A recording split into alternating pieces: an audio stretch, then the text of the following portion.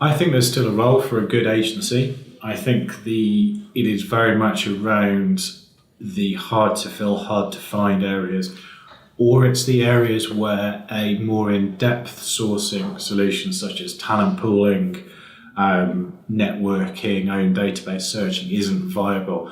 I think it's about making a smart decision about what's worth investing your time as an in-house recruiter. Right? There's no point building an extensive talent pool for a position that you recruit one every 18 months to 2 years. That would be a classic role. You would partner with one or two specialist agencies in that area and work within that relationship.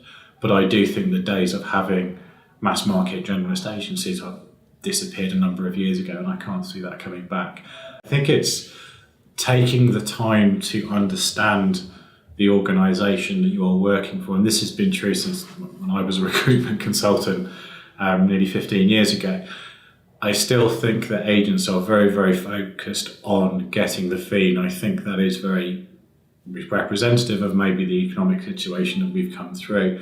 A longer term relationship is worth investing a few hours a month in, even if there's nothing forthcoming, because when that position does come up, it's recognising there is a role to play. And I think it is also coming away from the assumption that people like HR and in-house recruitment teams are blockers to that. And you just have to look at some of the comments on LinkedIn to see the attitude is still out there that HR and in-house recruitment teams and talent teams are something to be circumvented, to be avoided at all costs, when actually we are probably your best friends within that organisation.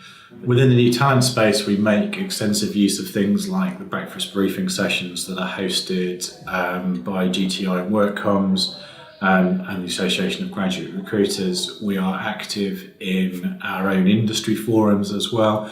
There is quite a good collaborative feel within the water and wastewater industry around things like some of the utilities networks and sort of Water UK and our council. We network via our Sector Skills Council, which allows us to share best practice with our sort of cousins over in the power industry as well.